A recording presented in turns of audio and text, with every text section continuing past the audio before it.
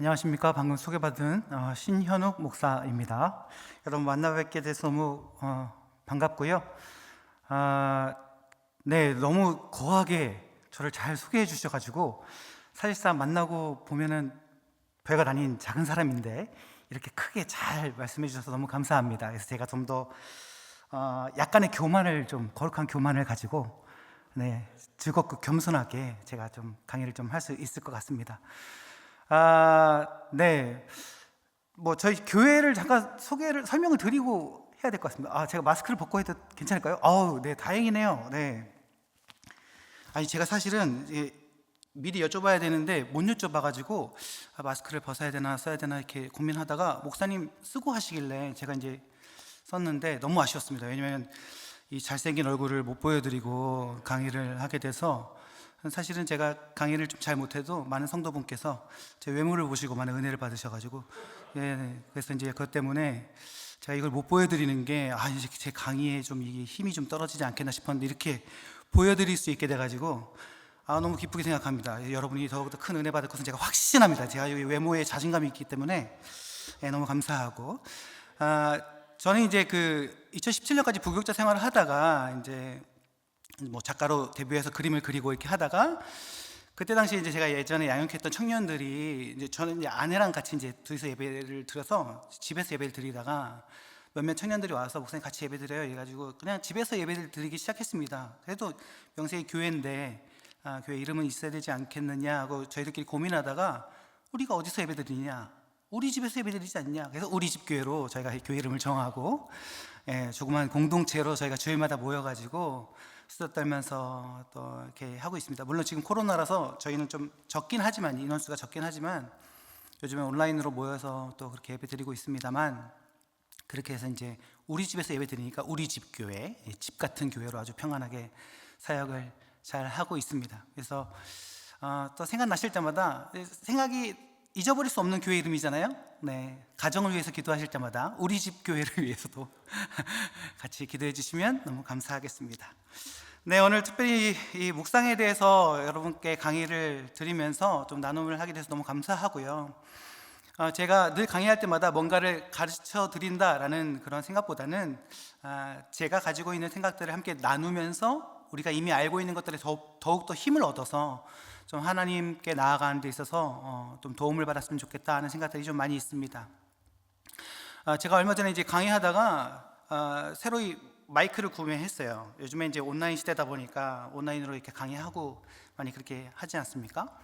좋은 문명의 시대, 또 좋은 곳에 저희가 태어나서 또 이렇게 이 코로나 상황임에도 불구하고 교제할 수 있고 강의 들을 수 있고 이렇게 할 수 있으면 얼마나 감사한지 모르겠습니다.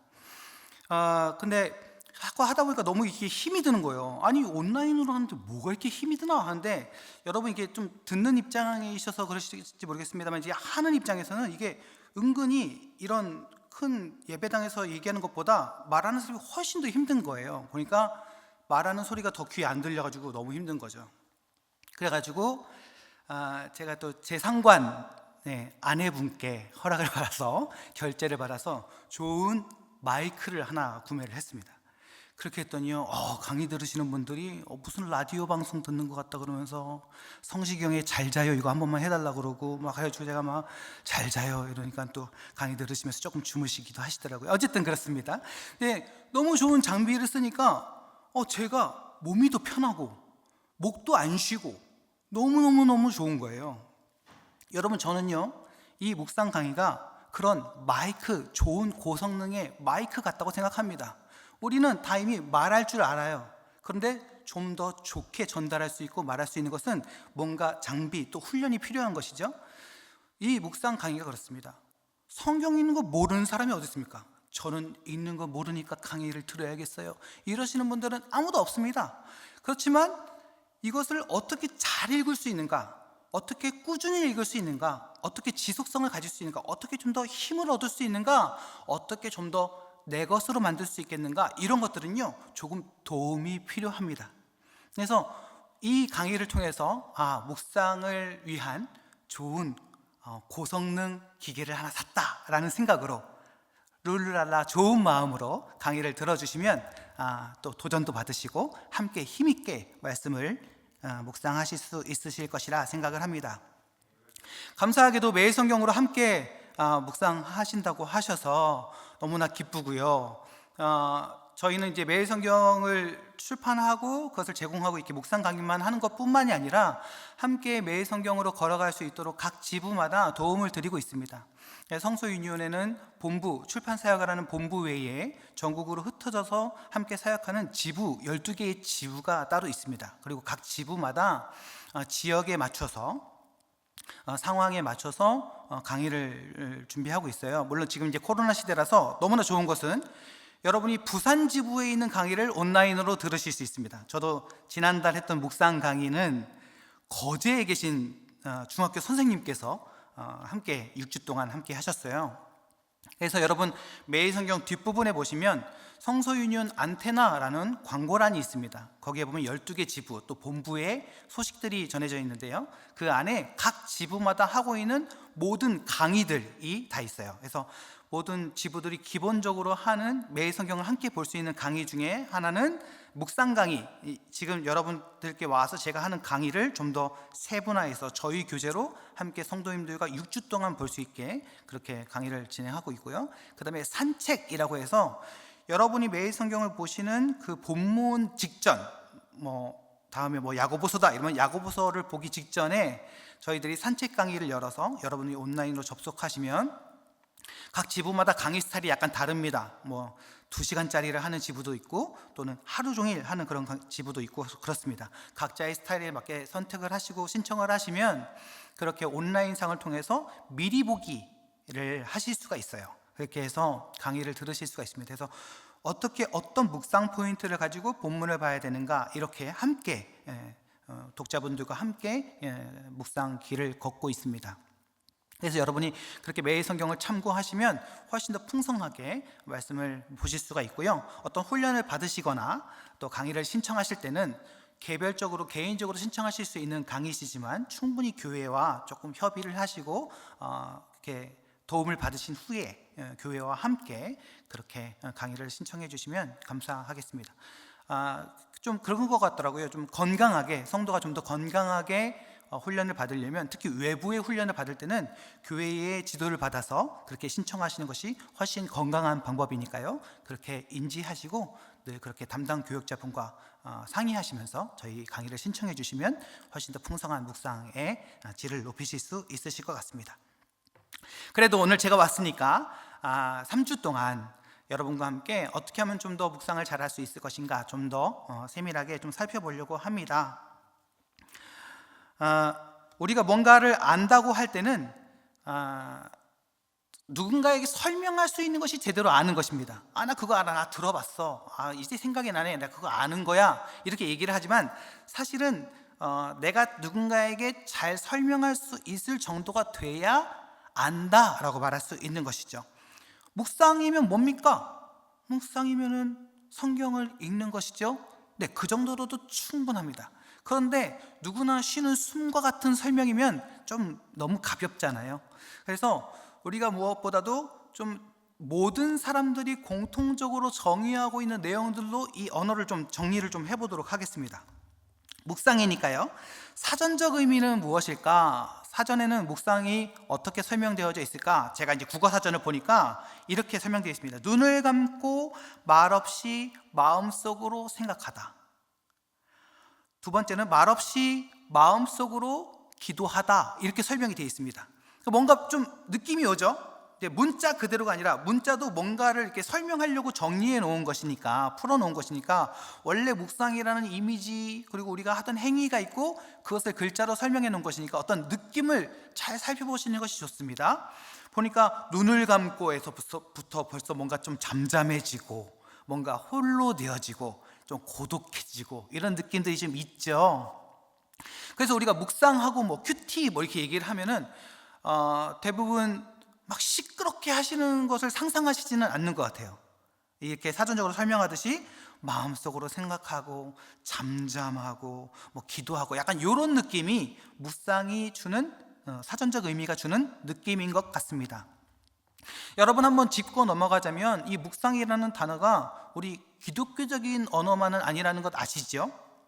종교적인 언어입니다. 그러니까 이 묵상의 행위는 잠잠히 뭔가를 생각하고 고요하게 어떤 고독 가운데, 깊은 고독 가운데 들어가는 이 행위는 사실 기독교뿐만이 아니라 다른 종교에서도 하고 있는 것이고, 어떤 종교는 우리보다도 더 이런 것들을 깊이 있게 잘 하고 있습니다. 그런 의미로서 묵상은 사전적으로 이런 설명을 가지고 있습니다. 그렇다면 우리가 배우고자 하는 묵상은 조금 성경적인 언어로 좀 정리해 보면 어떨까? 그렇다면 좀 우리와 좀 더 가깝게 정리해 볼 수 있지 않을까 생각을 해봅니다. 그래서 원어적인 의미를 좀 살펴봤어요. 이 원어를 외우실 필요는 없습니다. 아까 사전적인 느낌처럼 필링을 보자는 거예요. 느낌을 보자는 것입니다. 보니까 구약 성경에 묵상이라는 우리말로 한글로 번역되어진 원어를 보니까 두 개의 단어가 있습니다. 하나는 하가라는 히브리어고요. 또 하나는 시야흐라는 언어입니다. 그래서 이것의 사전적인 의미를, 원어의 사전적인 의미를 보니까 작은 소리로 읊조리다, 뭔가 좀 느낌은 좀 비슷합니다. 근데 읊조리다라는 표현이 들어갔죠. 그 다음에 중얼거리다라는 뜻이 있습니다. 그 다음에 끙끙대다, 좀 재미있는 표현이 들어가 있죠. 그 다음에 동물이 으르렁거리다 할 때, 으르릉 할 때 그 표현도 하가라는 단어로 표현하고 있습니다. 저희 집에 이제 반려견 한 마리가 있습니다. 이름은 토르예요. 되게 귀엽습니다. 심심하면 장난감을 물고 들어와서 제 앞에서 으르렁댑니다. 그게 바로 하가입니다. 으르렁대는 게 기분 나쁜 거 아닌가요? 얘는 이상하게 크게 놀자는 얘기예요. 그래서 반려견을 키우시는 분들은 다 아시겠습니다만, 아무튼 그렇게 이렇게 놀아줍니다. 제가 개처럼 이렇게 놀아주면 그렇게 좋아합니다. 그 으르렁거리다가 이 하가라는 뜻이에요. 보니까 뭔가 약간 조용하기만 하고 뭔가 좀 잠잠하긴 한데 무조건 침묵, 고독, 막 가라앉고 이런 느낌은 조금 아닌 것 같다라는 그런 필이 옵니다. 그다음에 시야흐라는 단어를 보니까 말하다라는 뜻이 있어요. 아니, 말을 한대요. 그 다음에 작은 소리로 읊조리다, 아까와 좀 똑같은 뜻이 있습니다. 그다음에 숙고하다, 생각하다. 여기 좀 생각하다는 의미가 있는데 여기는 말하다라는 말로 표현되기도 했습니다. 그러고 보니까 이 묵상하다를 보니까 읊조리다라는 표현이 있고, 중얼거리다, 끙끙대다, 또는 동물의 으르렁거리는 소리, 뭔가 큰 소리는 아니지만 소리를 내고 있어요. 그러니까 사전적 의미가 주는 어떤 잠잠함, 고요함, 그런 어떤 종교적인 형태의 그런 언어보다도 원어적인 의미를 보니까 뭔가 소리를 내고 뭔가에 집중하고 하는 그런 의미를 볼 수가 있는 것이죠.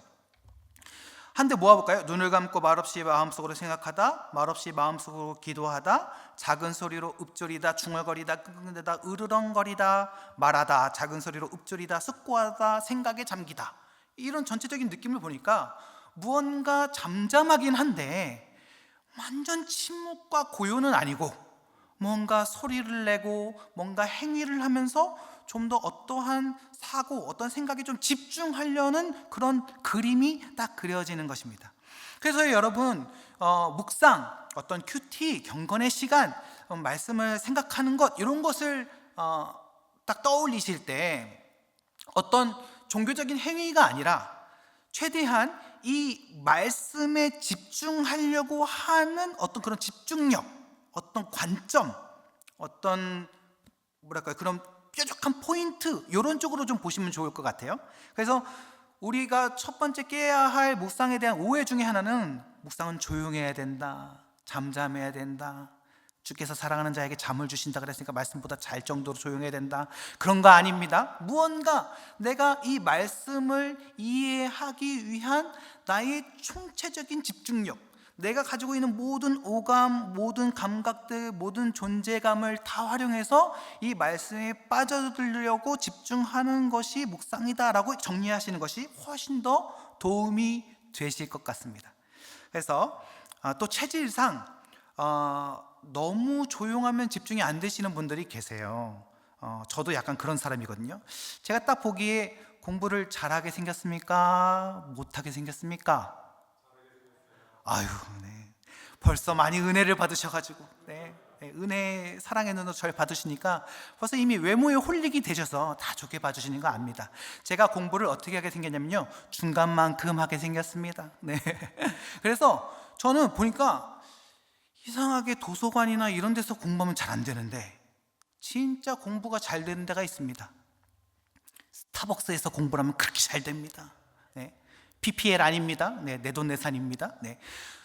그렇게 가면 카페 가서 공부를 하면 그렇게 잘 되는 거예요. 첫 번째는 두런두런 사람들이 떠드는 백색 소음이 참 도움이 되고, 두 번째는 제가 뭔가 공부를 하는 모습을 누군가 봐주는 약간 그런 관종미가 제가 좀 있어가지고, 네, 뭔가 졸면 안 될 것 같고, 그렇잖아요. 누가 보고 있는데 공부하면서 졸면 얼마나 볼품없어요. 그러니까는 막 버티면서 막 뭔가 이렇게 막 하는 거예요. 도움이 되더라고요. 무조건 침묵하고 조용히 해서만 아니라 좀 주변의 환경들을 잘 활용해서 공부를 하는. 그래서 요즘에 카페가 뭐 거의 시험 기간에는 도서관화 돼가지고 젊은이들이 거기서 많이 공부합니다. 그래서 이제 카페 분위기들도 그런 거 바뀌어가지고, 예전에는 막 커피 한 잔 시켜놓고 몇 시간 앉아 있느냐 이러면서 쫓아내고 막 이런 것 때문에 기사도 나고 이랬는데, 요즘에는 그러려니 하는 그런 분위기가 됐습니다. 그만큼 뭔가 오히려 어떤 소리, 어떤 외관을 사용하는 것이 집중력에 더 도움이 되는 그런 부류들도 있더라라는 것입니다. 그래서 우리가 묵상에 대한 관점을 좀 깼으면 좋겠어요. 무조건 조용하고 무조건 침묵하고 이런 것이 아니라, 그것도 역시 집중하기 위함이었으니까 오히려 그 집중의 포인트를 맞춰서 내가 가지고 있는 모든 성향, 내가 가지고 있는 모든 존재, 이것을 가지고 하나님의 말씀에 최대한 집중적으로 깊이 빠져들기 위해서 애쓰는 것이 바로 묵상이다. 그것이 큐티다. 이렇게 생각하시면 되겠습니다. 그 매일 성경 보시면요, 여러분, 아주 작은 것이지만 그런 배려들이 있습니다. 혹시 매일 성경 큐티를 하시면서 혹시 질문이 생기지 않으세요? 보면 보편적으로는 왼쪽에 본문이 있고, 그렇죠, 한 페이지에 있어요. 왼쪽에 본문이 있고 오른쪽에 설명이 있고 그래야 되잖아요. 설명이 일종의 풀이니까. 보편적으로는 뭐 문제집이나 뭐 다 그렇게 돼 있는데, 매일 성경은 왼쪽에 설명이 있고 오른쪽에 본문이 있어요. 이상하지 않으세요? 저도 그렇게 생각을 안 했다가 어느 날 산책하고 이제 묵상 강의 하는데 성도님들이 물어보시더라고요. 왜 그렇게 돼 있냐고. 저도 아무 생각 없이 그거를 받아들이고 있다가 생각을 해봤어요. 분명히 우리 선배들이 이렇게 만든 이유가 있을 것이다 하고 제 나름대로 답을 찾고 편집자에게 물어봤더니 맞더라고요. 그게 뭐냐면, 저희는 이제 집중하기 위해서 읽고 쓰고, 제가 이제 다음 주에 여러분들께 그렇게 강의할 것인데 쓰고 이렇게 하고 있습니다. 그러다 보니까 아무래도 그 왼손잡이 비율보다는 오른손잡이가 훨씬 많은 거예요. 그래서 저희 윤종아 총무님께서 성수윤이 처음 매일 성경 만드실 때는 그랬지만 조금씩 독자들의 피드백을 받으면서 우리가 쓰기를 많이 강조하니까 아무래도 좀 오른손잡이의 비율에 맞춰서 좀 쓸 수 있는 페이지, 또 왼쪽에 있으면 이렇게 쓰는데 구석이 좀 걸리고 이러니까 오히려 오른쪽으로 공간을 좀 많이 둬가지고 많이 기록하고 쓸 수 있게 편하게 하자라고 해서 그렇게 오른쪽으로 본문이 가 있는 것입니다. 물론 듣는 왼손잡이 분들께서는 기분 나쁘실 수도 있겠습니다만, 이게 좀 과거에 조금 아무래도 기울어진 운동장이다 보니까 조금 그렇게 됐고, 오른손잡이 비율이 아직도 현저히 많긴 해요. 그러다 보니까 이제 아무래도 그렇게 됐습니다. 그래서 이제 그런 배려들을 하고 있는 것이죠. 최대한 어떻게든 좀 더 말씀에 집중할 수 있는 도구들을 잘 활용할 수 있도록 매일 성경에도 그러한 철학이 좀 담겨져 있는 것입니다. 자, 여러분, 묵상은 우리가 하나님께 집중하는 우리의 모든 전인격적인 방법을 다 활용해서 하나님께 집중하는 것이 바로 묵상이다. 이렇게 한번 정리를 해 두시면 그동안에 가지고 계셨던 큐티와 묵상에 대한 관점들이 조금 바뀌어져서 출발할 수 있을 것 같습니다. 그렇다면 성경을 묵상을 한다라는 것은 어떤 의미일까요? 저희 성서윤율에서는 성경을 묵상한다라는 개념을 이렇게 정의를 좀 해보고 있습니다. 첫 번째는 성경을 매일 읽는 것입니다. 매일매일 꾸준하게 리셋되는 하루하루마다 날마다 하나님의 말씀을 읽음으로 우리의 매일이 나의 것이 아니라 그 말씀의 것, 즉 하나님의 것이다 라는 것을 신앙으로 고백하는 것입니다. 그 다음에 읽을 뿐만이 아니라, 읽는 것도 매우 중요합니다만 읽을 뿐만이 아니라 우리가 읽고 그것을 가지고 사고하는 것, 깊이 생각하는 것을 우리가 성경 묵상을 한다라고 이야기를 하고 있습니다.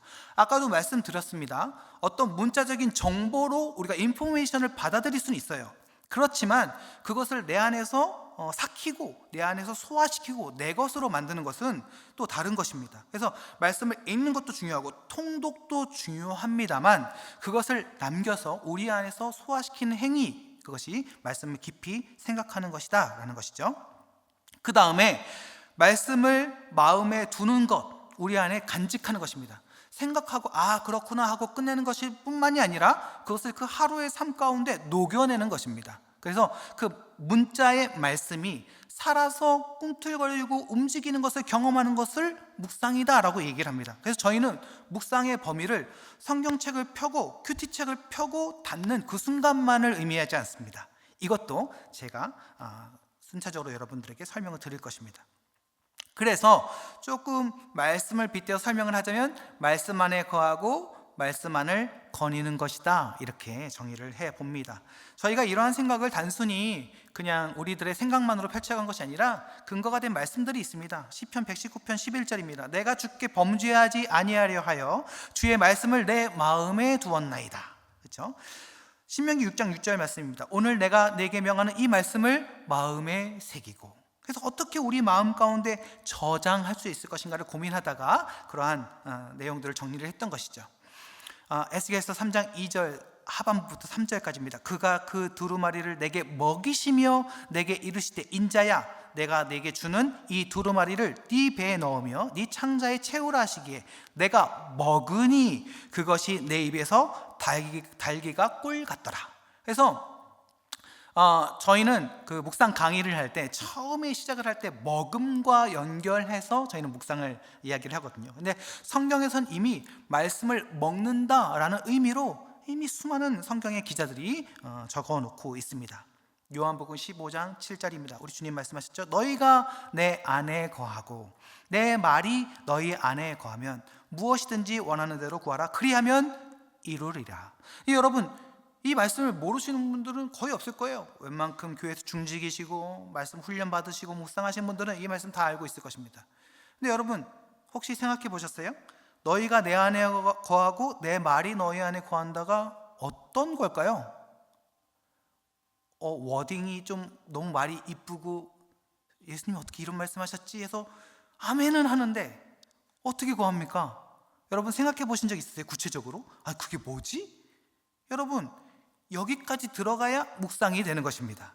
적어도 이 질문을 하면서 우리가 니고데모 같은 그런 마음을 가져야, 니고데모적인 마음을 가져야 이제 묵상의 시작이라 볼 수 있는 것이죠. 그냥 읽고 아이고 말이 이쁘네 하고 끝냈으면 그냥 한 귀로 듣고 한 귀로 또 날려버리는 그러한 말씀이 돼버리지만, 그렇다면 어떻게 내가 주님 안에 거할 수 있는가? 주님은 이미 승천하셨고 성령 영으로 함께 하시고 도대체 내가 어떻게 함께 할 수 있는 것인가? 주님의 말씀이 어떻게 내 안에 거하는 것인가? 어떻게 이렇게 설명하셨는가? 이런 고민들을 해보셔야 이제 내 것으로 점점 바꿔갈 수 있는 것이죠. 그래서 이 묵상의 과정이 사실은 이러한 주님의 말씀을 해석하는 과정이 될 수 있다라는 것입니다. 그래서 좀 정리를 해봤습니다. 성경 묵상은 무엇이냐? 하나님의 말씀이 우리 안에 거하게 머물게 하는 것이며, 그래서 말씀이 우리 안에 좀 남아있도록 최대한 뭔가가 또 필요한 것입니다. 그런 노력이 좀 필요한 것이죠. 그다음에 동시에 우리가 하나님의 말씀 안에 거하는 머무는 것입니다. 그래서 우리가 어떻게든 그 말씀 안으로 들어가려고 애쓰는 그런 뭔가가 또 필요한 것이죠. 이것이 바로 성경 묵상이다, 이렇게 정의를 해보고 있습니다. 그렇다면 성경 묵상을 왜 해야 되는가? 뭔가 우리가 또 좀 좋은 게 있어야 좀 하잖아요. 나한테 좀 안 좋으면 뭐 아무 필요 없으면 잘 안 하잖아요. 그거 해서 내가 뭐 유익이 있는데, 이게 사실 중요합니다. 여러분, 묵상에 있어서는 조금 욕심이 좀 필요합니다.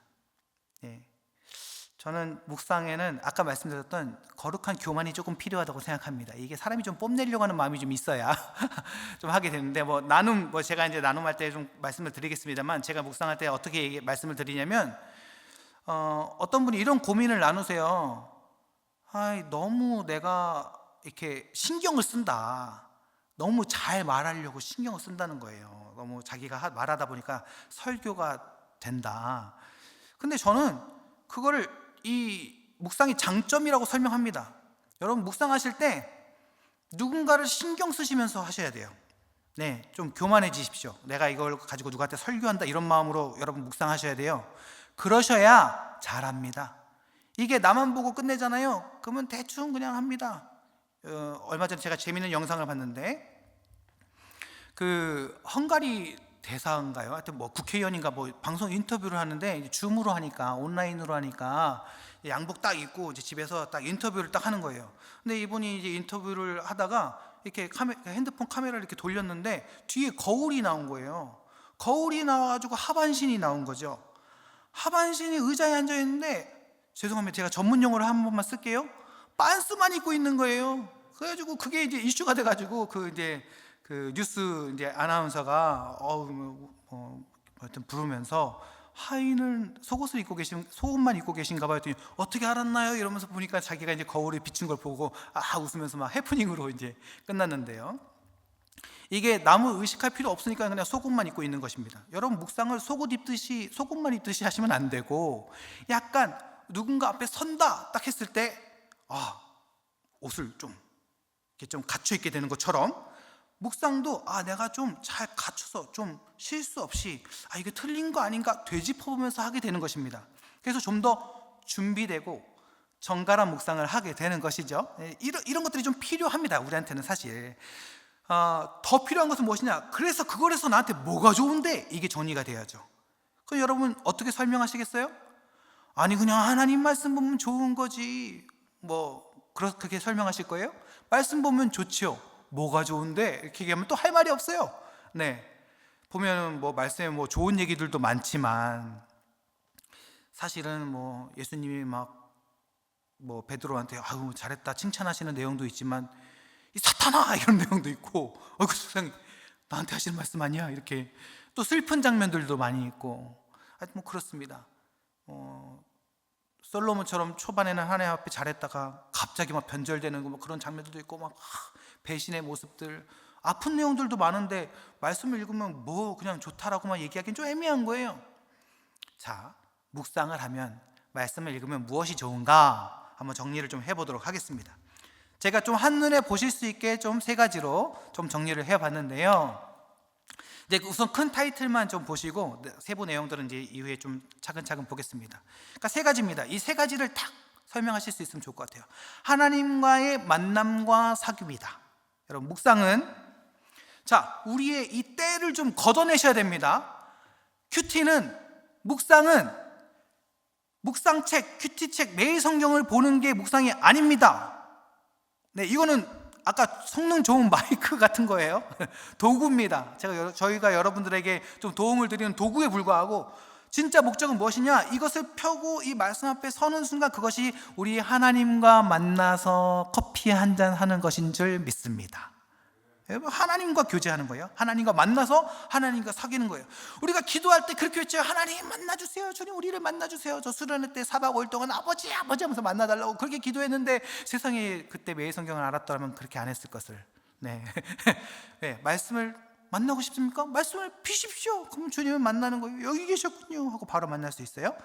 말씀 묵상은 무엇이냐? 성경 묵상은 하나님과 만남과 사귑이다. 그 다음에 두 번째, 영적 성장과 성숙이다. 말씀을 묵상하면 묵상할수록 묵상한 만큼 생각하고 내 삶에 풀어낸 만큼 성장하는 것입니다. 갓난아기들 보면요, 그냥 우진장 먹어요.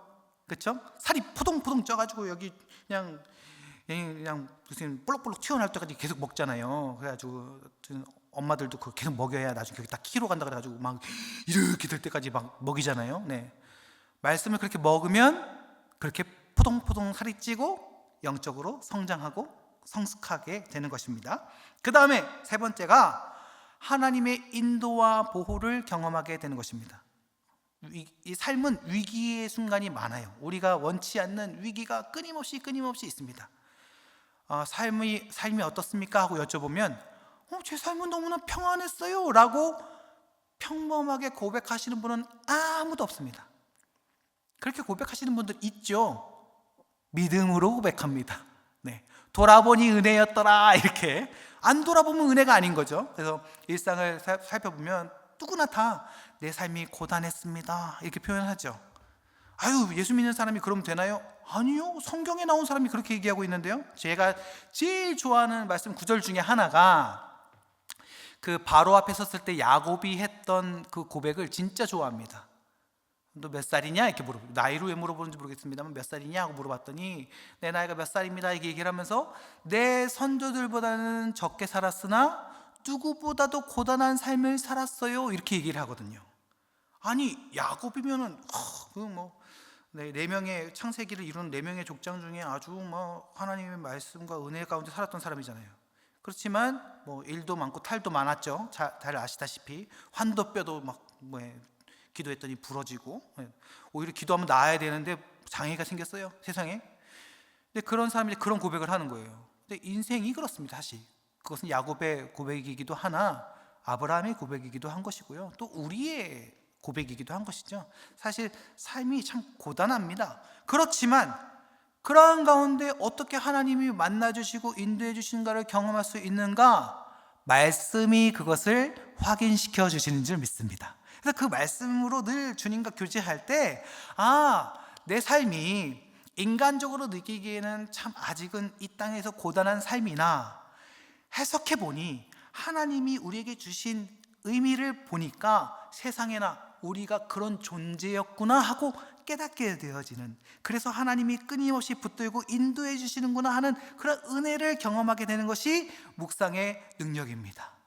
여러분, 이 세 가지만 생각하셔도 어떻게 말씀을 안 볼 수가 있겠습니까? 네, 그래서 이것을 알고도 말씀을 안 보시면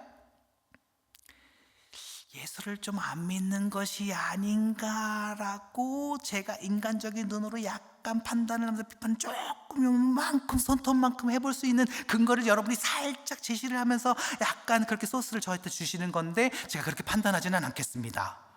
네, 물론 구원은 전적으로 하나님께 달려있기 때문에 제가 그렇게 판단하지는 않겠습니다만, 그러나 제가 약간 여러분을 볼 때 이만큼 의심을 해볼 수 있는 상황을 여러분이 제공을 조금 해주시는 거기 때문에 문제는 여러분에게 있으며 저에게 아무런 책임이 없고, 여러분이 이 묵상 강의를 들으시면서 잘 성장하지 않는 그런 어떤 그런 불순종의 그런 단초를 여러분 스스로 제공하는 것이기 때문에, 여러분이 이제 저한테 이 세 가지를 들으셨기 때문에 매일매일 말씀을 보시지 않을 수가 없는 상황이 된 것이에요. 네, 은혜롭게 여러분 꼬이셨으니까 늘 말씀과 동행하시는 여러분이 되시길 바랍니다. 자, 그러면 세세하게 한 번씩 보겠습니다. 첫 번째는 하나님과의 만남과 사귐입니다. 제가 이렇게 또 세밀하게 또 얘기를 하니까 머릿속에 박히지 않을 수가 없겠죠. 여러분이 이제 큐티의 중독자가 되셨습니다. 축하드립니다. 자, 첫 번째, 하나님과 만남과 사귐의 의미가 무엇이냐? 첫 번째는 하나님은 어떤 하나님이시냐? 말씀하시는 하나님이십니다. 여러분, 자, 누구나 다 아는 말씀, 예수 안 믿는 사람도 다 들어봤을 법한 그 말씀, 창세기 1장 1절입니다. 태초에 하나님이 천지를 창조하시니라 했는데요, 3절에 보시면 하나님이 이르시되 빛이 있으라 하시니 빛이 있었고. 거룩한 주님의 말씀, 여러분 이상하지 않습니까? 하나님 말씀이 이상하다라고 말하는 이 목사가 이상합니까? 여러분 이상하지 않으세요? 안 이상하다고요? 이상하시죠? 온라인으로 들으시는 성도님들 이상하시죠? 안 이상하다고요? 네. 자, 여러분 보세요. 아무도 없잖아요. 아무도 없잖아요. 근데 왜 얘기를 하세요? 우리 근처에서 혼잣말하고 지나가면 어떤 사람? 네, 혼잣말하는 사람이 있죠. 네. 제가 예전에 저 군대 갔을 때 그때 이제 핸드폰이 나왔어요. 저 군대 갈 때 삐삐였는데 나와 보니까 핸드폰이 있더라고요. 제가 이제 연식이 언제인지 대충 감이 오시죠? 근데 이제 말년휴가를 딱 나가려고 하는데 어떤 하사관이 버스 앞에 딱 서 있는데, 저도 이제 버스 앞에 딱 서 있었죠. 타려고. 근데 이 사람이 계속 혼자서 얘기를 하는 거예요. 혼자서 막 제가 이렇게 쳐다봤더니 혼자서 그거 아니라니까, 아니야 나 어제 안 그랬어 이러면서 혼자 얘기하는 거예요. 그래가지고 제가 너무 무서운 거예요. 이상하다 이상한 걸 뛰어넘어서 너무 무서운 거예요. 봤더니 그때 이제 핸드폰에다가 이렇게 이어폰 연결해가지고 이렇게 이어 마이크폰이 있었어요. 그래서 그걸로 통화를 하고 있더라고요. 요즘에 길거리에 가다 보면요 이상한 사람 많습니다. 예, 요즘엔 선도 없어요. 그냥 무선으로 딱 대가가지고 혼자 걸어가면서 아니야 김치찌개 먹을 거야 오늘 이러면서 막 지나가요. 또 미쳤구나 했더니 여기 이제 전화 통화하고 있는 것입니다. 하나님이 태초에 혼잣말을 하고 계시네요. 아니 굳이 왜 말씀을 하고 계세요? 그리고 웃긴 거는요, 대상이 뭐예요? 대상이 사람이에요? 빛이에요, 빛. 제가 강의 끝나고 나가다가 저 기둥 보고 기둥 안녕 하고 얘기하면 여러분 다음 주에 저를 부르시겠어요? 안 부르시겠어요? 예, 취소하시고 안 부르시겠죠? 예, 이상합니다. 말할 대상한테 말을 해야지 빛한테 말을 하고 있어요. 빛이 있으라 하고 빛한테 얘기하니까 빛이 짠 생겼어요. 이상하지 않습니까? 여러분, 태초부터 하나님은, 하나님의 본질은 무엇이냐? 말씀이십니다. 하나님은 말씀이시죠. 그래서 요한복음에서 또 이렇게 풀어줍니다. 태초에 말씀이 계시니라. 그래서요, 하나님은 말씀으로 우리 가운데 스스로를 계시하시고 그렇기 때문에 말씀으로 역사하시는 것입니다. 아니 왜요? 아니 왜라니요? 주인이 하나님이 그렇게 하시겠다는데 우리가 뭘 토달게 있습니까? 하나님은 말씀으로 일하시기로 작정하시고 말씀으로 역사하시는 줄 믿습니다. 그렇기 때문에 하나님은 말씀하시는 하나님이신 거예요. 히브리서 1장 1, 2절입니다. 옛적의 선지자들을 통하여 여러 부분과 여러 모양으로 우리 조상들에게 말씀하신 하나님이 이 모든 날 마지막에는 아들을 통하여 우리에게 말씀하셨으니 이 아들을 만유의 상속자로 세우시고 또 그로 말미암아 모든 세계를 지으셨느니라. 지속적으로 선지자를 통해서 예수 그리스도를 통하여서도 하나님께서 꾸준하게 하시는 그 사역의 본질은, 행위는 무엇이냐? 말씀하시는 하나님이시다라는 것입니다. 그러므로 그 하나님이 오늘날 우리들에게도 말씀하시기에 말씀을 대하고 말씀을 펴는 것은 우리에게 생명과도 같은 일이고 절대적인 신앙인 것입니다. 그 행위가 필요한 것이죠. 두 번째로 말씀으로 자신을 알려주시는 하나님이십니다. 사무엘상 3장 21절입니다. 여호와께서 실로에서 다시 나타나시되 여호와께서 실로에서 여호와의 말씀으로 사무엘에게 자기를 나타내시니라. 사무엘을 부르실 때도 말씀으로, 음성으로 부르시면서 사무엘아 사무엘아 부르시면서 그를 세우셨어요. 그렇죠? 그러면서 구체적인 사역을 시작하면서 3장 21절에 그 사역의 진행되어짐을, 앞으로 하나님께서 어떻게 사무엘을 통하여 일하실 것인가를 축약적으로 표현하시면서 이야기하시기를 여호와의 말씀으로 사무엘에게 자기를 나타내시니라 입니다. 그러니까 그렇게 환상으로 부르셔서 처음에 동기부여를 하시고 그렇게 일하셨지만, 세우셨지만, 그러나 꾸준하게 하나님의 사역을 어떻게 하셨는가? 그 말씀으로 하셨다는 것이죠.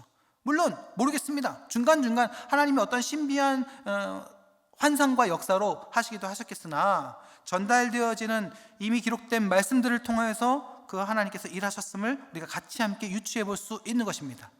오늘날 하나님께서 환상과 기적으로 일하시는 것은 대부분, 물론 하실 수 있고 하시기도 하나, 그건 해주시면 감사한 일이고 이미 모든 것을 할 수 있는, 알 수 있는, 하나님과 충분히 교제할 수 있는 말씀을 완성되이 우리들에게 주셨기 때문에 더 이상 우리가 환상과 기적을 바랄 필요가 없는 것입니다. 아니 언제 주실지도 모르는 환상과 기적을 위해서 끊임없이 기도하는 것보다 차라리 지금 당장 말씀을 피세요. 거기에 하나님이 계시는 것입니다. 그래서 말씀으로 하나님이 어떠한 분이신지, 하나님이 어떻게 천지를 창조하셨는지, 우리가 어떻게 타락했는지, 우리가 왜 예수 그리스도의 구원이 필요했는지, 어떻게 하나님이 역사와 긴 시간 동안 그것을 예비하시고 준비하시면서 우리들에게 이루셨는지, 그리고 이루신 이후에 교회를 세우셔서 지금 21세기를 살아가는 우리 성도들이 어떻게 그렇게 하나님의 나라를 펼쳐나가야 되고 어떻게 오실 주님을 기다려야 되는지를 상세하게 설명을 이미 다 해주셨기 때문에 우리는 바로바로 그 하나님에 대해서 알 수 있고 순종해 나아갈 수 있게 되는 것입니다. 아니 이처럼 쉬운 신앙이 어디 있습니까? 설명서를 펴놓고 그 떼쓰는 아이들 있잖아요. 저는 이제 어렸을 때 그 조립식 만들고 있는 거 되게 좋아했거든요. 근데 저는 그 설명서가 그 안에 늘 있어요. 그거 안 보고 이렇게 맞춰보는 걸 되게 재밌었습니다. 제가 되게 직관적인 사람이라서 딱 보면 이렇게 형태가 있거든요. 그래서 그렇게 맞춰보는 거 되게 재밌었는데, 이 뭔가 이렇게 가르치고 교육하다 보면 매뉴얼이 있고 충분한 설명서가 있는데 그것도 아예 안 보고 그거 보고 귀찮으니까 그냥 빨리 그냥 얘기해줘 이런 사람도 있어요. 근데 이제 듣는 입장에서는 편하겠으나 가르치는 입장에서는 좀 답답할 때도 있습니다. 그러니까요, 말씀이 있는데도 하나님 환상 보여주세요 이렇게 간구하는 것은 어떻게 보면 조금 하나님께 피곤한 일이 될 수도 있겠다라는 것입니다. 이미 다 보여주셨고 이미 말씀으로 함께 하시고 말씀을 볼 때마다 우리 가운데 역사하심을 우리가 믿으니, 여러분, 그 말씀으로 스스로를 알려주시는 그 하나님을 우리가 묵상하고 발견했으면 좋겠습니다. 그런데 놀라운 것은요, 그 말씀, 기록된 말씀을 이루시는 하나님이다라는 것입니다. 이사야서 55장 11절입니다. 내 입에서 나가는 말도 이와 같이 헛되이 내게로 되돌아오지 아니하고 나의 기뻐하는 뜻을 이루며 내가 보낸 일의 형통함이니라. 열왕기상 8장 56절입니다. 여호와를 찬송할지로다. 그가 말씀하신 대로 그의 백성 이스라엘에게 태평을 주셨으니 그 종 모세를 통하여 물은 말씀하신 이 모든 좋은 약속이 하나도 이루어지지 아니함이 없도다. 솔로몬이 성전을 완성하고 거하게 하나님 앞에 예배하며 그것을 기뻐하면서 선포했던 그런 이야기입니다. 성경이 이야기하고 또 성경이 그것의 성취를 이야기하며 성경 전체가 이야기하고 오늘날 우리의 일상뿐만이 아니라 우리의 시대 속에서, 우리의 삶 속에서 또 앞으로 우리 주님 오실 그날까지 말씀이 이야기하는 그 복음의 은혜가 이루어지는 것을 우리가 믿음으로 보게 되어지는 줄 믿습니다. 그럼 묵상하면서 계속 그 말씀의 그 약속들을 확인하는 것입니다. 그리고 말씀 안에서 성취됨을 보면서 우리에게 주신 은혜들도 성취되어질 것들을 기대하고 소망하는 것이죠. 그리고 우리 삶으로 녹여내고 풀어내면서 아, 그렇구나, 이렇게 주님이 일하시는구나, 하나님이 살아계시는구나, 그 약속을 확인하는 것입니다. 우리가 홀로 걷지 않는 것임을 계속적으로 확인하게 되는 것이죠. 그래서 성경 묵상은 숙제가 아닙니다. 매일매일 해야 되는 매일 성경 페이지 채우는 것이 아니라 성경 묵상은 하나님과 교제하는 것인 줄 믿습니다.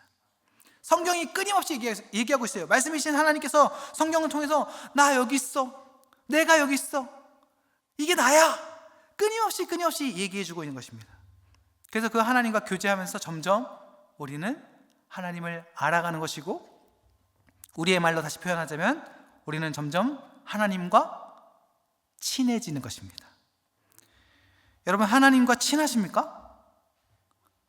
아이고, 뭐 기도해도 계신 것 같지 않고 잘 모르겠는데요. 또 이런 긍정적인 질문은 또 우리 한국 사람들이 이게 참 겸손이 도가 지나치나 못해, 이 긍정적인 얘기는 또 잘 수긍을 못해요.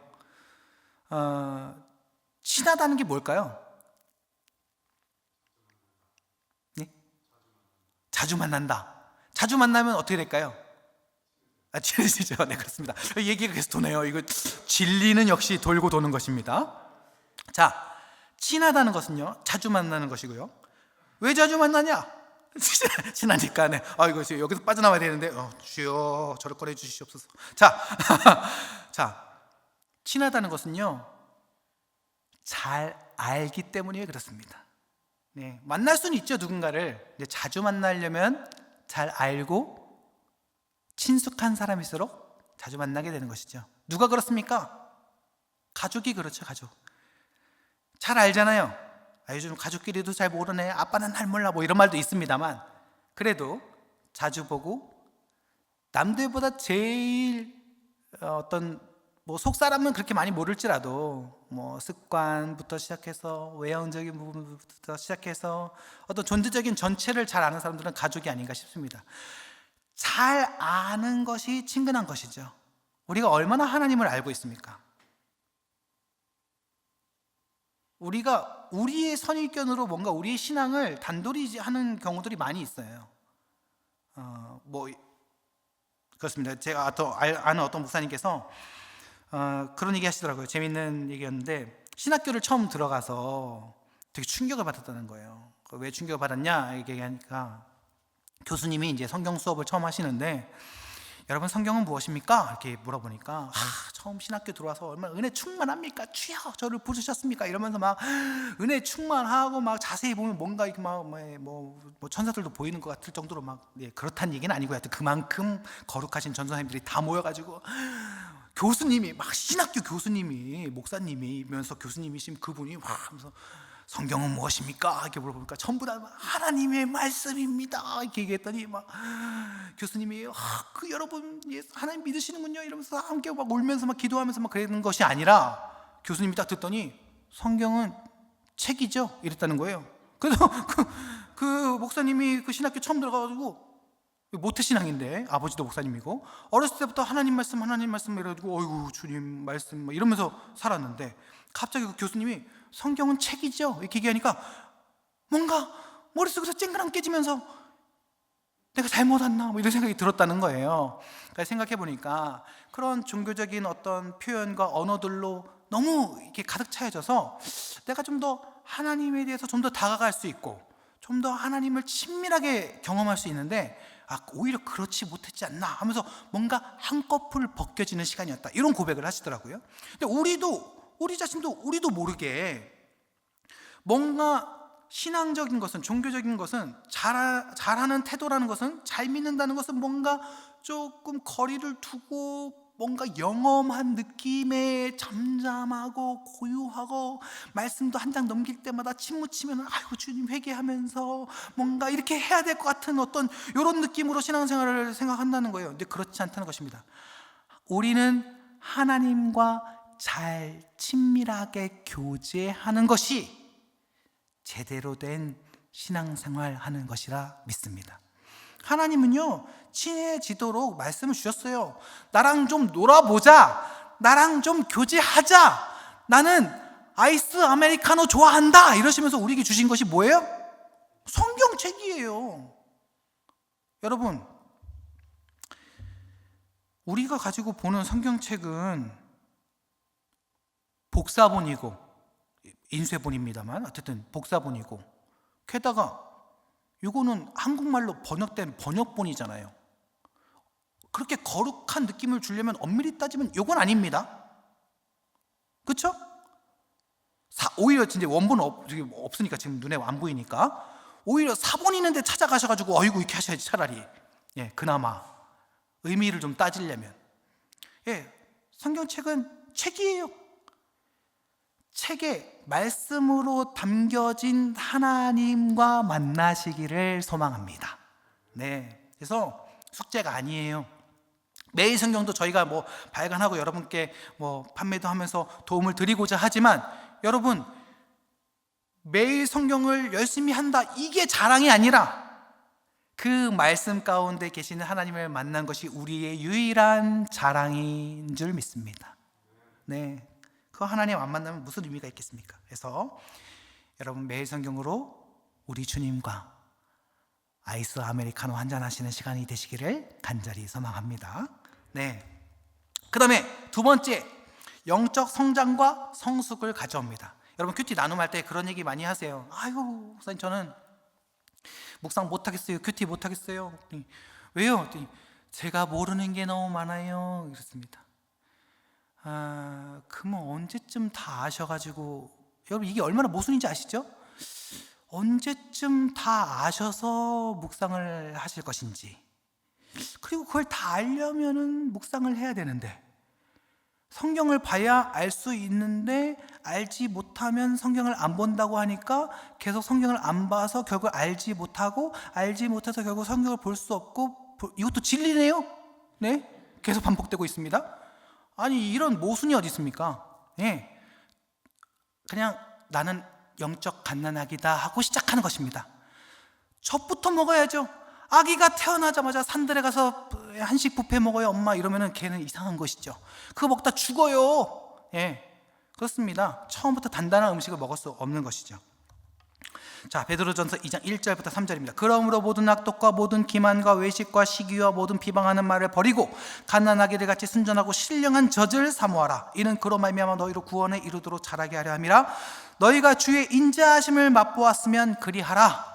여러분 처음엔 젖을 먹는 것처럼 먹는 것입니다.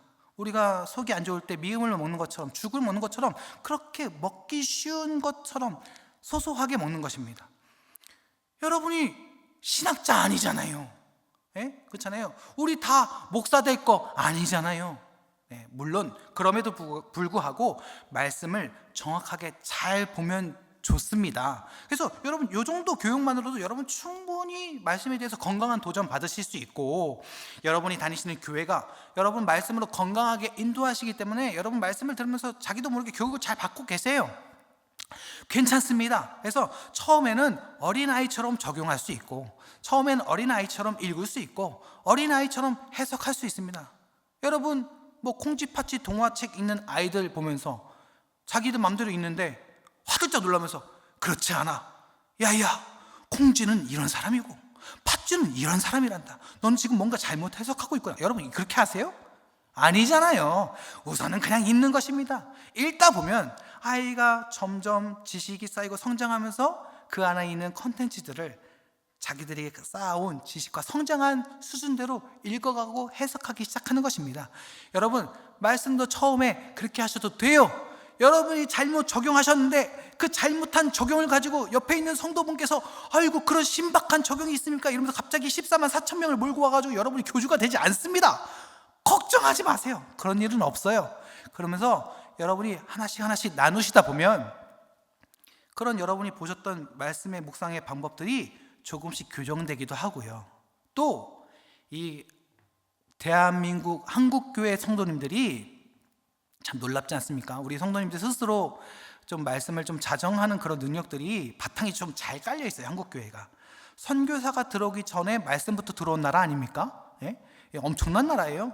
그렇기 때문에 그 바탕이 생각보다 건강합니다. 그래서 여러분이 두려워하지 마시고 말씀을 잘 묵상하시고 적용하시고 나누십시오.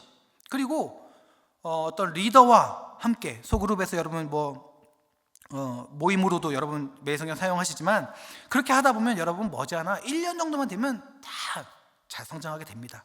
그리고 여러분이 매일 성경을 꾸준히 묵상을 하시면 저희가 6년 주기로 성경 1독을 할 수 있도록 전체 범위를 다 다룹니다. 저희가 레위기라고 해서 빼지 않고 아가서라고 해서 빼지 않습니다. 전부 다 건강한 해석으로 함께 볼 수 있도록 여러분 옆에 설명서도 있기 때문에 보시면 충분히 다 보실 수 있습니다. 저희 성서유니온이 이거 오프 더 레코드인데 얼마나 지독한 곳이냐면 작년 중반인가요? 제가 이제 물론 아마 올해도 그랬을 거예요. 작년 중반에 본문이 이사야 말씀이었거든요. 이사야를 본문을 꾸준하게 가는 거예요. 독자들이 전화가 왔어요. 어려워 죽겠다. 이사야 좀 그만해라. 이러면서 그게 항의 전화가 왔습니다. 그러나 저희는 주께서 우리에게 정해주신 본문을 그냥 무식한 비석처럼 돌같이 꾸준하게 달려갑니다. 네. 그렇게 주신 말씀 봐야 건강하게 볼 수 있고, 입에 맞는 말씀만 보면은 또 그게 무슨 말씀이겠습니까? 하나님께서 주신 혼내시는 내용도 또 우리에게 주신 저주의 내용들도 우리가 말씀으로 받아들이고 함께 봐야 건강하게 볼 수 있는 것이죠. 그래서 그렇게 독자들이 컴플레인 할 만큼 아주 무식하게 말씀을 꾸준하게 보고 있습니다. 그렇기 때문에 여러분이 매일 성경 꾸준히 큐티하시면 말씀 건강하게 전부 다 보실 수 있도록 인도하고 있으니까요. 의심하지 마시고 꾸준하게 보면 영적으로 성장할 수 있다라는 믿음을 가지고 보시면 되겠습니다. 그래서 이 말씀으로 성장할 수 있도록 꾸준하게 도움을 드리고 있습니다. 히브리서 5장 12절부터 14절까지 말씀입니다. 때가 오래되었으므로 너희가 마땅히 선생이 되었을 터인데 너희가 다시 하나님의 말씀의 초보에 대하여 누구에게서 가르침을 받아야 할 처지이니 단단한 음식은 못 먹고 젖이나 먹어야 할 자가 되었도다. 이는 젖을 먹는 자마다 어린아이니 의의 말씀을 경험하지 못한 자요, 단단한 음식은 장성한 자의 것이니 그들은 지각을 사용함으로 연단을 받아 선악을 분별하는 자들이니라. 그저 말씀만 읽고 하나의 이야기처럼 우리 안에 두는 것뿐만이 아니라 그 말씀이 우리의 삶 가운데 녹아내려져서 더 깊은 말씀의 의미, 심지어는 2000년 더 오래된 그 옛날의 말씀이 살아서 오늘날 꿈틀거리며 우리의 인생과 삶 속에서 역사하시는 은혜까지 그렇게 해석해내며 그렇게 능력으로 끌어낼 수 있을 때까지 우리가 더욱더 성장할 수 있도록 말씀이 우리를 더욱더 성장시켜 준다라는 것입니다. 여러분, 그것이 묵상의 유익인 것입니다. 뿐만 아니라 말씀 묵상은 하나님의 사람으로서 온전히 자라가게 하는 것이죠. 디모데후서 3장 16절부터 17절까지입니다. 모든 성경은 하나님의 감동으로 된 것으로 교훈과 책망과 바르게 함과 의로 교육하기에 유익하니 이는 하나님의 사람으로 온전하게 하며 모든 선한 일을 행할 능력을 갖추게 하려 함이라. 요즘 여러분 세간의 이슈가 무엇입니까? 여러 가지 이슈가 있습니다만 저는 이 단어가 큰 이슈라고 생각합니다. 인성이라는 단어가 매우 이슈가 되고 있어요. 사실 저는 2000년대 초반 사역을 시작하면서 이 주제를 가지고 젊은이들한테 되게 많이 설교했던 것 같아요. 상당히 많이 설교했습니다. 이것도 우리가 말씀을 되게 추상적으로 받아들이는 부분 중에 하나인 것 같습니다. 하나님에 대한 지식, 하나님의 어떠하심에 대해서는 우리가 매우 잘 받아들이고 성경적으로 건강합니다. 그러나 그것이 우리에게 그 하나님의 어떠하심이 우리 자신에게 어떻게 풀어져야 되는지에 대해서는 아직 좀 약점을 가지고 있어요. 저는 그래서 이 묵상이 이 시대에 좀 하나의 대안이 될 수 있다고 생각을 하는데요. 보시면 성령의 9가지 열매도 여러분 잘 보십시오. 우리의 성품입니다. 우리가 사람으로서 인간됨을 어떻게 드러내는가에 성령의 역사, 성령의 열매가 달려 있는 것이죠. 우리의 어떠함, 그리스도인의 어떠함이 하나님의 어떠하심으로 이 땅 가운데 광고되어지고 드러나게 된다는 것을 여러분 기억하시기 바랍니다.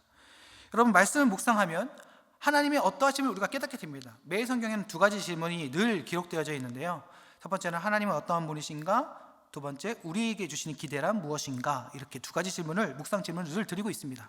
이것도 이제 이후에 어떤 말씀에 근거로 했는지 세밀하게 살펴볼 텐데요.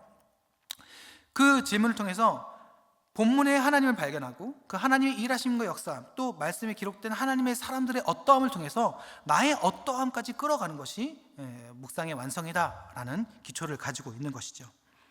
여러분, 그래서 하나님의 사람으로서 단순히 나의 어떠함으로 끝나는 것이 아니라 살아가면서 어떻게 드러낼 것이며 어떻게 역사할 것이며 우리가 이 땅 가운데 어떠한 하나님의 메시지가 될 것인가까지 생각하는 것이 묵상의 완성인 것입니다. 많이 묵상하고 많이 이 부분을 고민하고, 물론 매일매일마다 우리가 답을 내릴 수는 없어요. 여러분, 그것에 또 얽매여 있으면 안 됩니다. 그러나 우리의 언어, 우리의 삶의 언어, 말뿐만이 아니라 우리의 생활의 언어로, 우리의 일상으로 풀어지는 것을 우리가 고민하면 그것으로부터 우리 그리스도인이 빛과 소금이 된다라는 말의 해석을 우리의 삶으로 이루어내게 되는 줄 믿습니다. 여러분, 그 시작이 무엇이죠? 묵상인 것입니다. 말씀을 묵상하고 그 말씀으로 씨름하고 생각해야 내 일상의 환도뼈가 기록되어지고, 그리고 그것이 증거가 되어지는 것이죠. 그래서 그 하나님의 사람으로 온전히 자라가게 된다는 것입니다. 자, 세 번째는 무엇이냐? 하나님의 동행을 경험하게 되는 것입니다. 하나님의 인도와 보호를 경험하게 되는 것이죠. 하나님께서 말씀을 통해서 우리를 인도하십니다. 시편 119편 130절입니다. 주의 말씀을 열면 빛이 비치어 우둔한 사람들을 깨닫게 하나이다. 시편 119편 105절입니다. 성소윤희원의 모토인데요. 주의 말씀은 내 발의 등이요 내 길의 빛이니이다.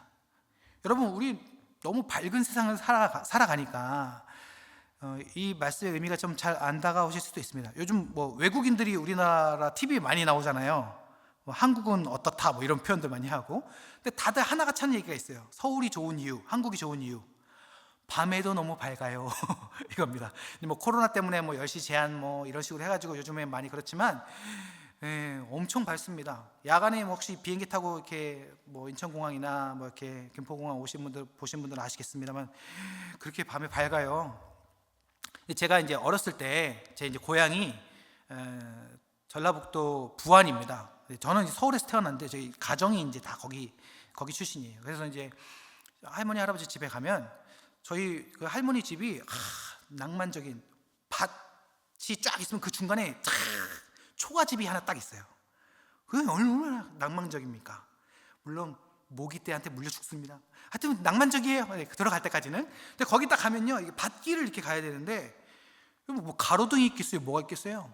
밤에 가잖아요. 이제 막 밤늦게 막 명절 때 가면 밤중에 도착해요. 차가 밀려가지고. 그러면 아버지가 차에서 이제 후레쉬를 딱 꺼내면 랜턴을 딱 꺼내요. 그러면요, 그거 없으면요 밟을 수가 없습니다. 그러면 아버지가 딱 들어가지고 땅을 딱 비춰요.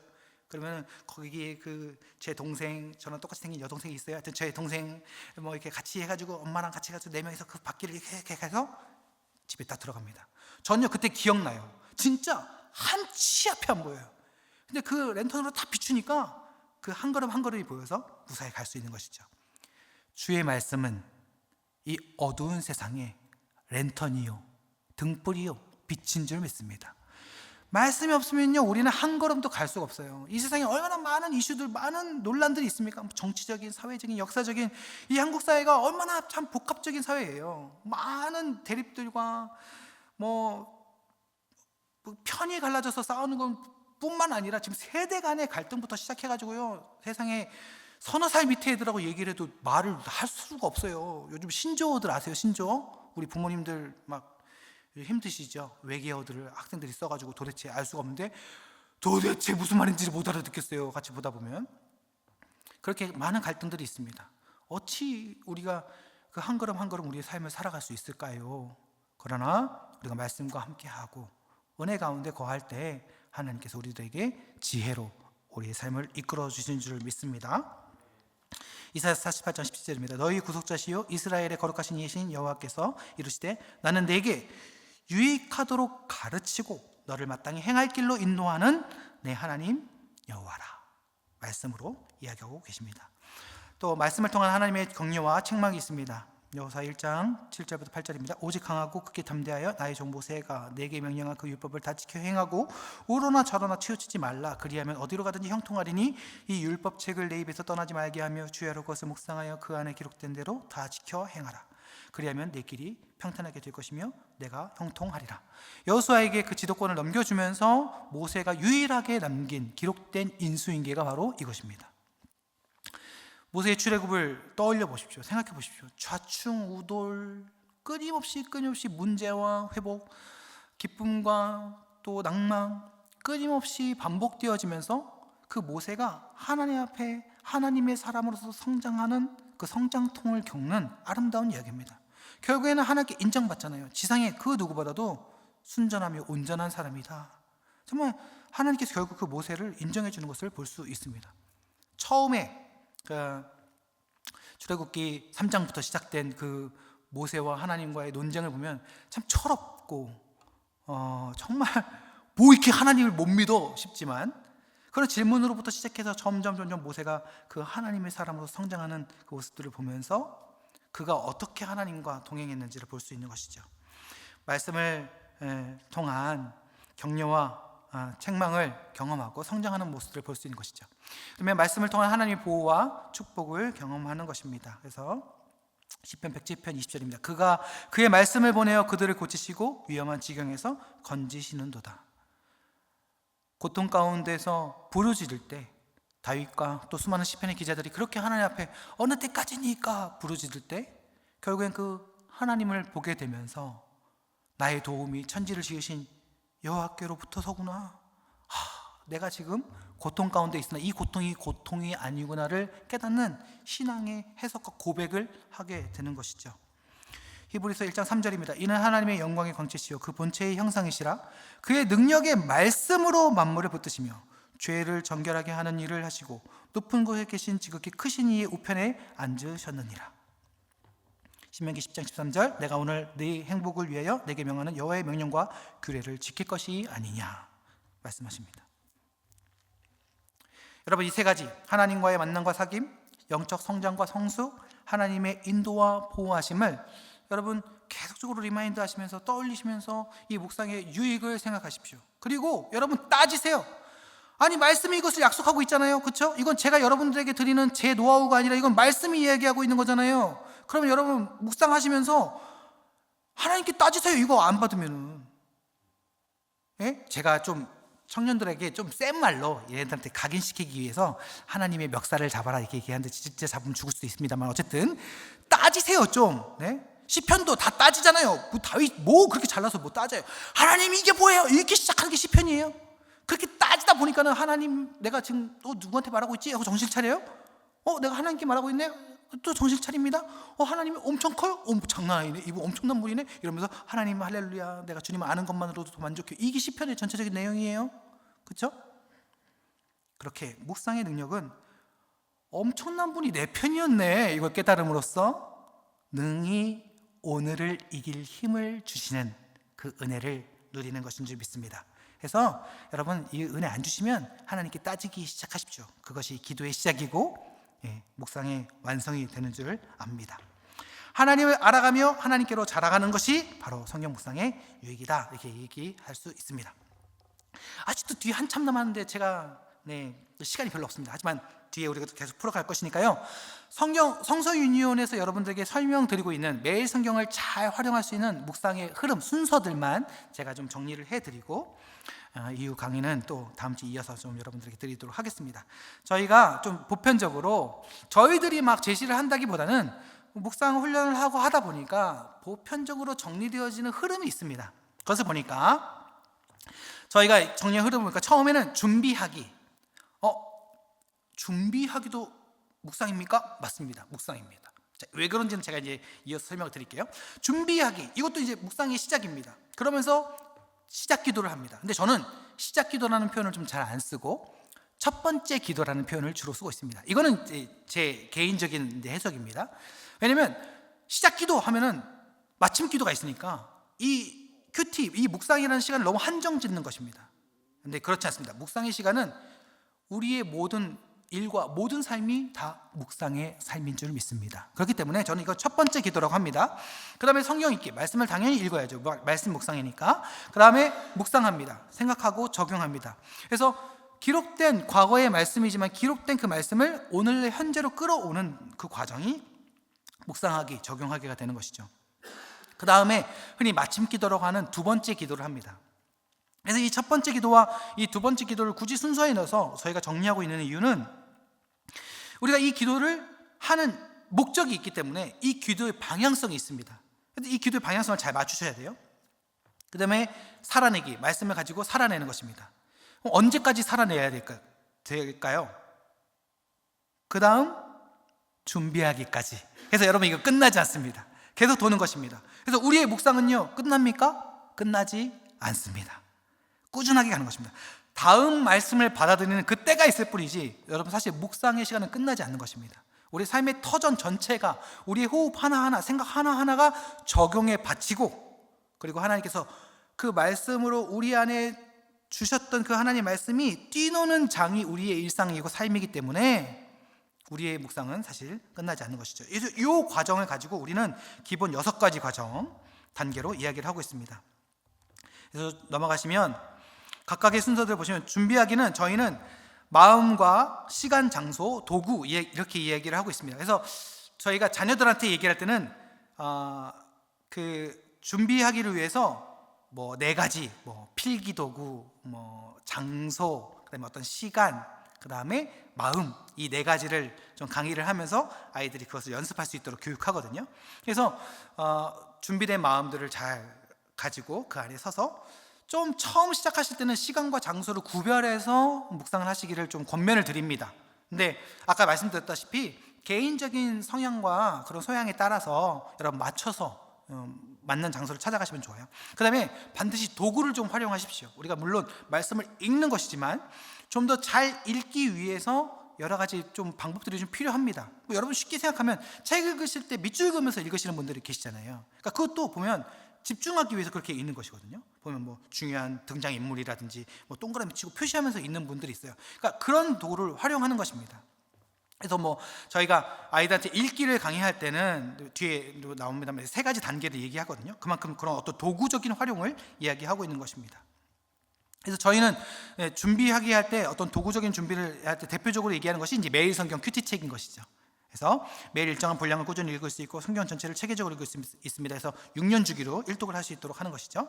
그 다음에 저희는 QTI, 그러니까 미취학 아이들부터 시작해서 이제 저희 시니어 매일 성경까지 해서 여러 가지 매일 성경을 통해서 한 본문으로 전 세대가 같이 볼 수 있도록 하기 때문에 여러분이 함께 그 말씀으로 공통된 관심사와 주제를 가지고 나아갈 수 있다는 장점이 있습니다. 첫 번째 기도하기는 이제 우리가 이제 말씀을 볼 거기 때문에 말씀을 잘 볼 수 있도록 해주십시오라는 목적의 기도를 하는 것입니다. 주님, 저 이제 큐티 시작합니다. 함께 해주세요. 이게 끝이 아니라 구체적으로 이제 말씀을 볼 것인데, 하나님은 말씀이시고 말씀으로 일하시기로 작정하셨잖아요 하고 따지는 거예요. 그래서 제가 이제 말씀 볼 거예요. 저 순종하는 거 지금 보이시죠? 이 말씀 볼 건데 안 주시면 저 진짜 삐질 거예요. 이 기도를 꼭 하셔야 됩니다. 이게 중요합니다. 네, 목적에 맞는 기도가 중요해요. 그래서 시편 119편 18편처럼 내 눈을 열어서 주의 율법에서 놀라운 것을 보게 하소서. 그래서 시편의 기자들은 그 말씀의 구체적인 어떤 사역, 역사에 대해서 알고 기도했어요. 알고 봤습니다. 여러분, 그게 중요합니다. 이 말씀이 누구시고, 이 말씀이 어떻게 역사하고, 이 말씀이 어떻게 우리의 것이 되는가, 여러분, 이 목표를 가지고 하나님, 내가 말씀을 볼 거니까 이제 이렇게 순종하니까, 제가 주님과 교제할 거니까 안 만나주시면 저 삐질 거예요. 이거 여러분, 이 목표를 확실히 가지고 기도하시는 것입니다. 그 다음에 이제 읽기, 성경 읽기를 저희가 손으로 읽기로 많이 표현을 합니다. 제가 중점적으로 말하는 것은 손으로 읽기인데, 아이들한테 입으로 읽기, 손으로 읽기, 마음으로 읽기, 이렇게 세 단계를 얘기하거든요. 그래서 소리내서 읽어라. 그러면 여러분 읽으면서, 말하면서 읽고, 눈으로 읽고, 내가 말한 거 들으면서 읽는 이 삼중의 효과가 나타나고, 손으로 읽으면서 여러 가지 인물을 표시하고 장소, 시간, 배경, 접속사, 반복되는 말, 자주 등장하는 말, 이런 것들을 표시하면서 읽으시면 그 본문만 딱 보셔도 한눈에 그 소스들이 쫙 들어오는, 마치 영화가 딱 끝났을 때 마지막에 등장인물들이 쫙 올라오면서 이 영화를 만든 모든 소스들이 다 표현되어지는 것처럼 딱 한눈에 볼 수 있게 되는 것입니다. 성경을 어떻게 읽어야지, 어느 만큼 읽어야지 잘 읽은 걸까요? 여러분, 질문이 생기실 수 있잖아요. 내가 눈을 감고 내 말로 요약해서 이 내용을 설명할 수 있을 때까지 읽으시면 잘 읽으신 것입니다. 목표가 그거예요. 그렇게 해서 그렇게 읽으시는 겁니다. 그 다음에 묵상합니다. 발견하고 적용하는 것인데요, 성서유니온에서 제공하는 두 가지 질문, 하나님은 누구신가, 그리고 내게 기대하시는 것은 무엇인가는 이 사도행전 22장에 바울이 자신을 변론하며 다메섹 도상의 사건을 한번 얘기해요. 물론 앞에서도 기록되어 있습니다만 거기는 한 가지 질문밖에 안 나와요. 주님 누구시니까, 이거밖에 안 나옵니다. 그런데 여기서 22장에 설명하면서 이 두 가지를 함께 얘기해요. 주님, 내가 무엇을 하리이까, 이 질문도 한 거예요. 그래서 이 두 가지를 가지고 저희가 하나님은 어떤 분입니까? 나에게 주시는 교훈과 기대는 무엇입니까? 이거를 매일 묵상 질문으로 매일 성경에 제공하고 있습니다. 그래서 여러분이 뭔가 성경적인 질문을 하시기가 좀 벅차다, 내가 처음이다, 이렇게 하시면 요것에 이 질문에 답을 하시면서 한 번씩 더 보시면 되는 것입니다. 이렇게 묵상은 기본으로 잘 보실 수 있고, 저희가 이제 세부적으로 다음 주에 읽기와 쓰기, 그리고 그 다음 마지막 주에 적용하기, 나눔하기, 제가 이제 세부적으로 설명드릴 건데요, 이거 그때 다 세밀하게 보실 거니까요. 그래서 기억하고 계시면 되겠습니다. 마지막에 기도할 때는 이것도 하나님 말씀에 근거해서 기도하시는데, 제가 주의 말씀 가지고 이제 풀어낼 것입니다. 하나님 말씀이신 하나님, 제가 그 말씀을 기억하고 우리 안에 두고 갈 거니까 주님 안에 우리를 두어 주십시오 라고 기도하는 것입니다. 그렇게 안 하시면 저 삐질 거예요. 여러분 꼭 그렇게 하세요. 따지세요. 이렇게 안 하시면, 우리 하나님 살아계십니다. 믿으시죠?